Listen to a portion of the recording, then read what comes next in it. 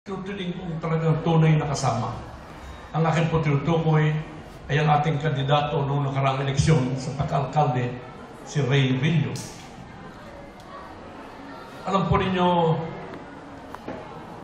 at nabanggit ko yung gusto ko liwanagin, ayoko na merong anggulo o mga pangyayari na hindi po ninyo nararaman. At lahat po ng naganap hanggang sa Ibanez, yun po ay aking inyuulat sa mga tao na patuloy na nakikipag-ugnayan sa akin, katulad po ni Vice Mayor Regan at ni ating si Father Cruz. Nabanggit ko po sa kanila noon pa na sa isang paanyaya sa akin ng ating leader from Cavite City, si Fiscal Eson Medina. Inanyayahan ako magkape sa Sangrila.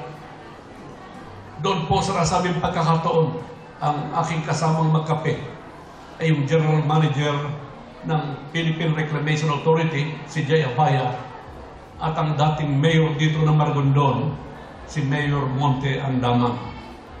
Noon pa ho, nabanggit sa akin ni Mayor Monte yung kanilang problema ni ating kasalukuyang gobernador.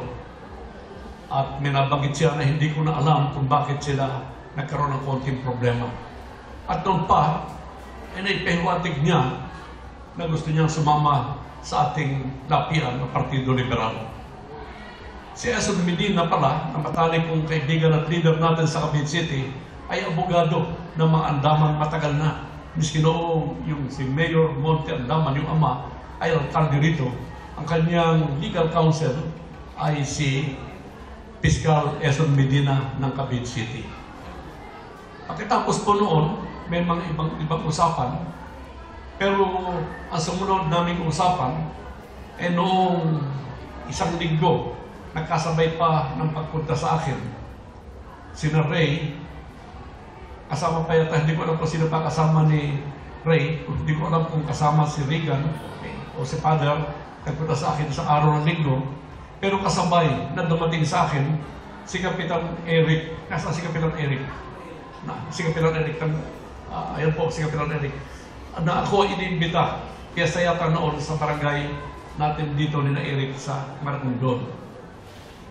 Dumating po ako sa bahay ni Parent Tanching, doon sa Maragondon, malapit sa bahay ni Kapitan Eric, at nakausap ko pa sa nasabing pagkakataon si Father Cruz, na andoon dumating pa tropa ng Mayor Edwina Mendoza ng NAIC kasama yung mga kapitan from NAIC.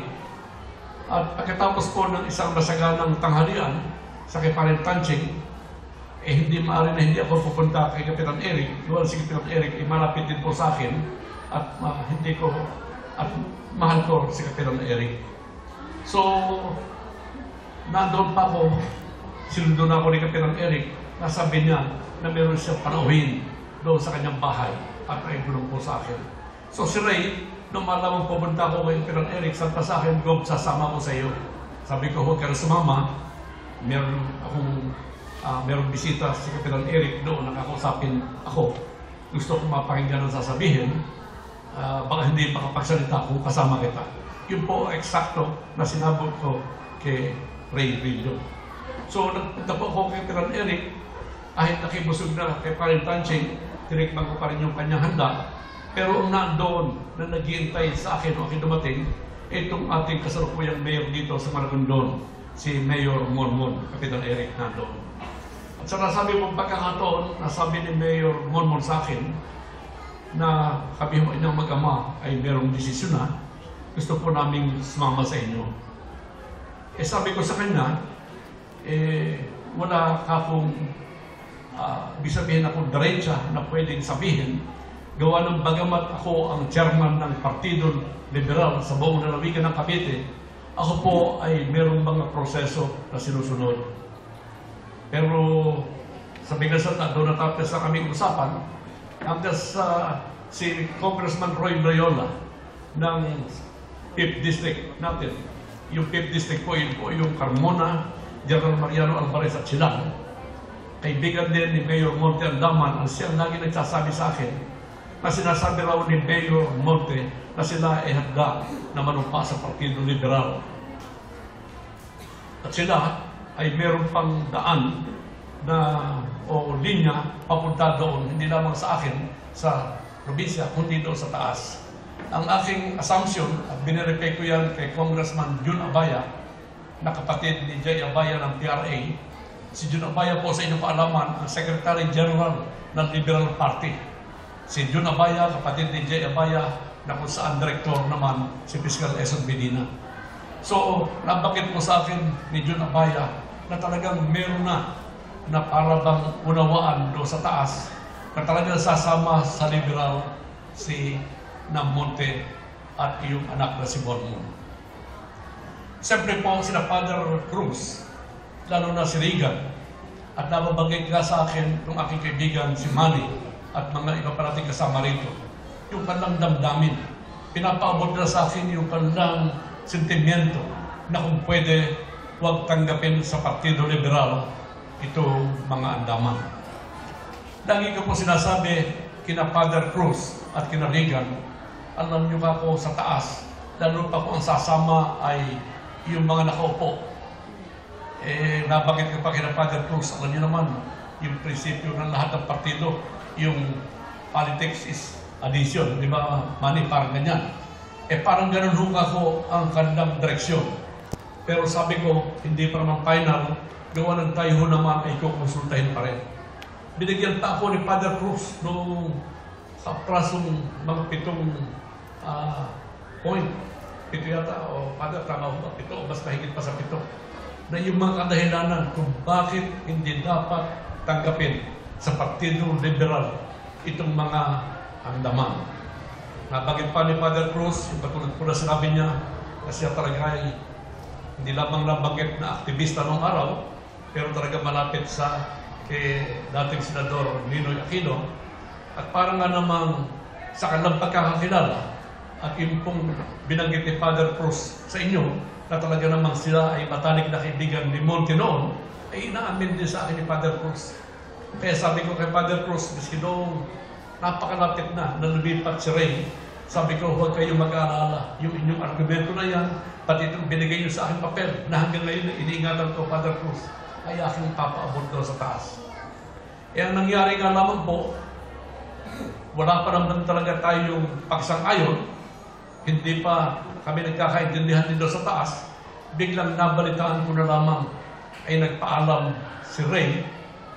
Mahal ko po si Ray, inulit ko sa inyo, nagpaalam sa inyo at sinasabi siya aalis na sa liberal. Pero before that, nais ko rin po sabihin sa inyo na si Dr. Efren Rillo, kilala niyo naman yun, kapatid ni Ray Rillo, ay tumawag sa akin from Los Angeles at sinabi sa akin, go, kaya ako tumawag sa inyo, nakating sa akin yung mga development sa politika sa Maragondon na para bang sumasama sa inyo sa liberal sina Andaman, yun ho niya inaunawaan namin. Sabi ko kay Dr. Rillo, hindi pa ako final niyan. Gawa ng yung mga kasama natin sa Maragondon, talagang ayaw na makasama sa liberal ang mga Andaman. At ako mismo ako, ay wala pa kaming diretso na unawaan noong po sa taas. Meaning, noong talagang yung Pangulo, yung pinaka-core group po doon ng Partido Liberal sa taas. Sabi sa akin ni Dr. Rillo, mag-ingat lamang ho niya kayo sa mga Andaman. Gawa ng iyan niya ay hindi sa kanyang tingin ay mapagkakatiwalaan. Ganun na sabi niya. Pero kayo, kung ano man ang desisyon nyo, naunawaan namin kayo. Sabi ko, kung wala pang desisyon na yon. Pero kayo ka ko, bakit hindi mag-isip? Sabi ko pa, nasabi ko pa kung sakaling dumating sa ganoon, dahil hindi pa dumarating, bakit kayo alis sa partido? Kung talaga mahal yung partido, pwede pang magkatulungan. Abi sabi, may dahilan parang ako na tumayo sa tribuna rito, pakikampanya sila, kung hindi sila naalis sa partido. Sabi niya, kami niya ay mag-uusap at gagawa na kami ng aming sariling desisyon.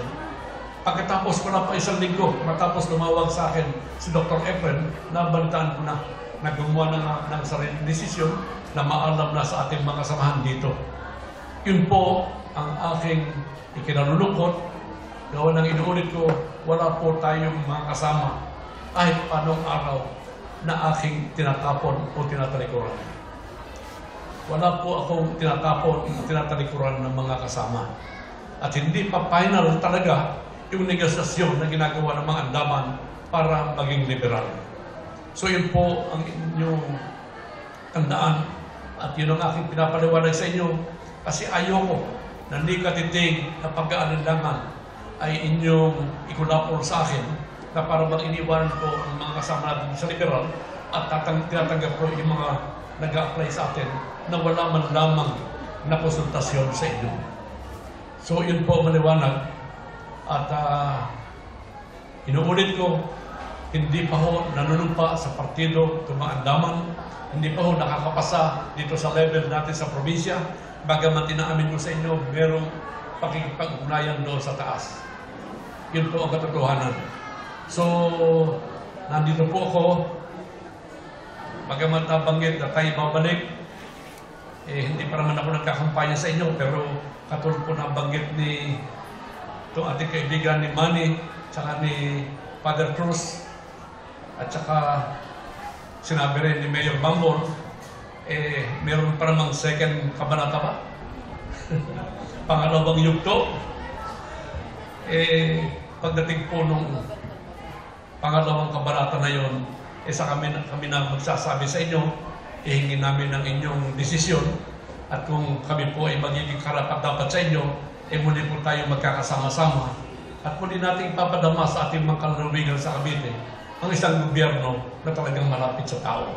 Yun po ang ating talagang paniniwala, yun ang ating pong ginagawa. At sa aking pananaw, talagang pinaka-ideal na pamahalaan yung malapit sa bayan, hindi po ba?